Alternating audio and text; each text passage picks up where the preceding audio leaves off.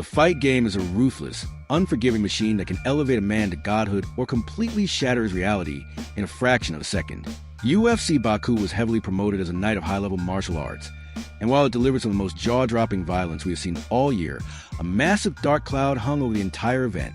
Behind the highlight reel knockouts and the brilliant submissions lay a disturbing narrative of blatant cheating, ignored rules, and highly questionable refereeing that could permanently alter the careers of these athletes. You might think the real danger in the octagon is the opponent standing across the cage, but the true threat sometimes comes from the people trusted to enforce the rules. When Rafael Fiziev stepped into the octagon against Manuel Torres, the sheer physical discrepancy was instantly terrifying. Fiziev looked like a featherweight standing next to a giant, and everyone watching knew that Torres only needed one clean shot to completely alter the trajectory of the night. Fiziev is a master of striking, but when your opponent has that much natural size and power, technical brilliance often takes a back seat to brute force. Recognizing the danger immediately, Fiziev initiated a high-pressure game plan, launching aggressive body kicks and heavy right hands to force Torres onto his back foot. But Torres wasn't going away quietly. He willingly absorbed the damage, firing back with terrifying, looping counters and a brutal elbow that cracked Fiziev square on the forehead. The tension in the arena was thick because every time Torres swung his massive fists, disaster loomed. Fiziev used his elite speed to slip and dodge the heavy haymakers, bobbing and weaving like a ghost in the cage. He brilliantly countered the jab with devastating leg kicks, neutralizing the distance.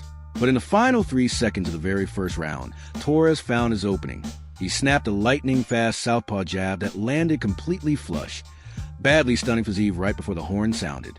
Torres marched back to his corner, looking like a man who had just cracked code, utterly convinced that the second round would be his crowning moment.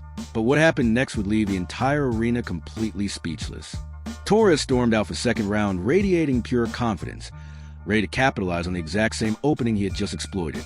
They touched gloves, the referee stepped back, and Torres prepared his heavy artillery.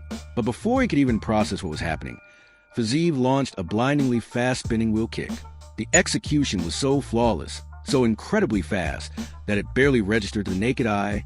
Torres desperately raised one single hand to block it, but physics is a cruel mistress. A kick of that magnitude requires a two-handed guard, and the sheer velocity of Fiziev's heel crashed right through Torres' defense, flooring him instantly. Fiziev didn't hesitate for a single second. He violently swarmed his fallen opponent, landing devastating ground and pound until the referee finally dragged him away.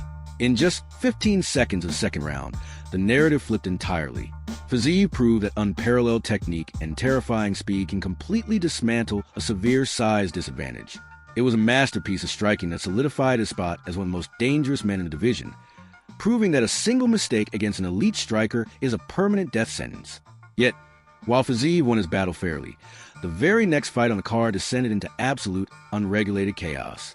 The co-main event was supposed to be a brilliant clash of styles between Shatter and Michel Pereira, but it rapidly devolved into one of the most frustrating spectacles in recent UFC history. Pereira came out looking like an absolute juggernaut, completely dropping Shatter with a massive right hand in the first round and dominating the early exchanges. But as the fight wore on, Pereira's gas tank began to betray him, and Shatter slowly started to take over with a high volume of output and steady, relentless pressure. But it wasn't the striking that had the combat sports world entirely up in arms. It was a blatant, unapologetic cheating that was allowed to happen right in front of everyone. Throughout the grueling fight, Shatter repeatedly resorted to incredibly dirty tactics. He pulled Pereira's hair not once, not twice, but 3 separate times. And if that wasn't enough, he drove his fingers deeply into Pereira's eye in the third round. But the most shocking part of this entire ordeal wasn't the fouls themselves. It was the man in charge of stopping them. Referee Herb Dean watched every single infraction happen and did absolutely nothing but issue meaningless verbal warnings. By refusing to deduct a point for multiple blatant fouls, Dean entirely altered the reality of the scorecards, allowing Shatter to walk away with a heavily disputed unanimous decision. And sadly, the consequences of a single lapse in judgment weren't just limited to the referee. In the fight game, your brain has to process millions of calculations per second, and if you short-circuit for even a fraction of a moment, you wake up staring at the arena lights. Nazim Sadikov is widely known as a highly intelligent, incredibly dangerous striker, but a bout against Mateus Camilo showcased exactly how unforgiving this sport truly is.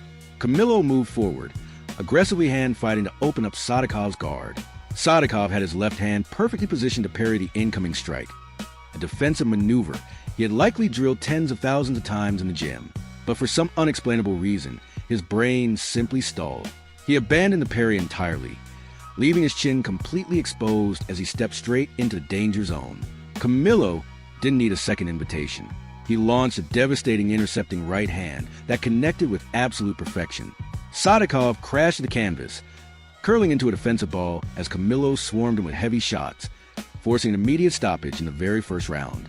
It was a bizarre, terrifying mental lapse from a normally sharp fighter, proving that in mixed martial arts, a single momentary distraction is equivalent of pulling the pin on a grenade and forgetting to throw it. But while striking mistakes end fights in flash, grappling mistakes drag you into deep, suffocating waters. Charles Johnson has built a reputation for fighting absolutely anyone, anywhere, at any time. But his absolute fearlessness ran straight into a brick wall named ASU Almabeev. From the moment the cage door locked, Almabeev transformed the octagon into a torturous grappling clinic. He didn't just want to win a decision. He wanted to completely break Johnson's spirit. For the first 2 rounds, Almabeev dragged Johnson to the mat repeatedly, smothering him with heavy top pressure, brilliant positional advancements, and a suffocating pace that drained every ounce of energy from his opponent's body. Going into the final round, Johnson's corner desperately pleaded with him to go for broke, telling him the marathon was over and it was time to sprint. Johnson threw caution to the wind and launched a massive flying knee, hoping for a miracle knockout. But Almabeev saw it coming from a mile away. He ducked under the wild strike, secured yet another effortless takedown, and went straight to work. He methodically wrapped Johnson up in a brutal, incredibly rare Zlias stretch. The sheer agonizing pressure on Johnson's leg and spine left him absolutely no choice but to furiously tap the mat. It was a masterclass in positional dominance that left the entire division deeply on notice. And Almabeev wasn't the only fighter deciding to weaponize his elite grappling that night. Ikram Aliskerov exploded into the UFC by knocking people completely unconscious, entirely abandoning the terrifying Sambo background that made him a multiple-time world champion. He wanted to be a striker, and for a while, it worked perfectly. But after suffering a brutal knockout loss of his own recently, Aliskerov decided it was finally time to return to his dark, grappling roots. When he faced off against Bruno Ferreira, the Brazilian powerhouse likely expected a wild kickboxing match. Instead, he was immediately dragged into a grappling nightmare from which he could not wake up. Aliskerov looked absolutely unstoppable on the mat. He chained his takedowns together with terrifying fluidity, neutralizing every single one of Ferreira's explosive attacks. Ferreira desperately threw up guillotine chokes and scramble attempts, but Aliskerov brushed them off like minor annoyances. He suffocated Ferreira for 3 grueling rounds, mixing in vicious ground and pound while constantly hunting for submissions. It was a dominant, terrifying reminder that Aliskerov isn't just a heavy hitter. He is a grappling savant capable of utterly drowning world-class fighters on the canvas. However, one of the most impressive submissions of the night came with a deeply controversial aftertaste. Abuz Magomedov walked into his fight against Michael Oleksiejczuk as an underdog, but he fought with the absolute icy composure of a seasoned veteran. Oleksiejczuk is known for his relentless, forward-moving pressure, constantly throwing heavy leather to overwhelm his opponents. But Magomedov refused to bite on the aggression. He patiently circled the cage, using brilliant footwork to stay just outside of the danger zone, waiting for the perfect moment to spring his trap.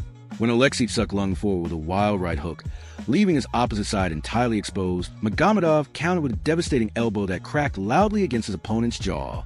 Oleksiejczuk hit the canvas hard, frantically trying to scramble back to his feet. But Magomedov was already locked onto his neck.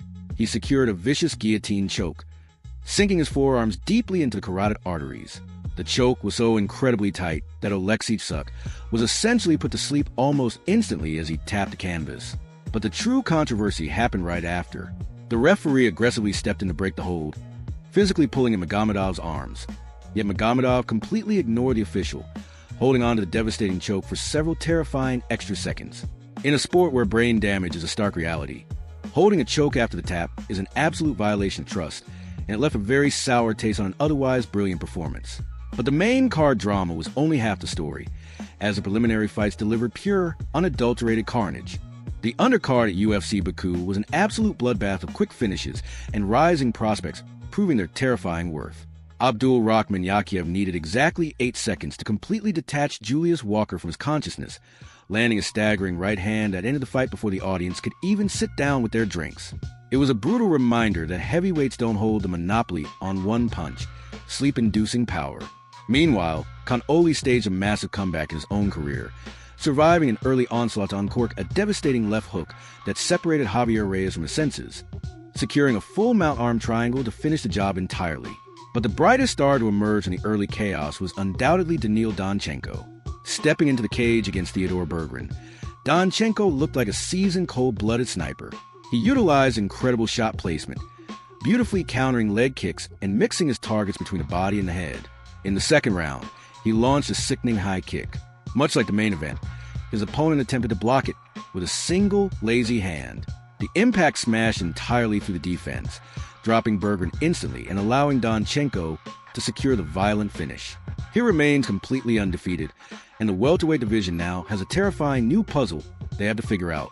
UFC Baku will go down in history as a night defined by absolute extremes. On one hand, we witnessed breathtaking displays of martial arts perfection, from Fiziev's lightning-fast spinning wheel kick to Almabiv's suffocating grappling mastery.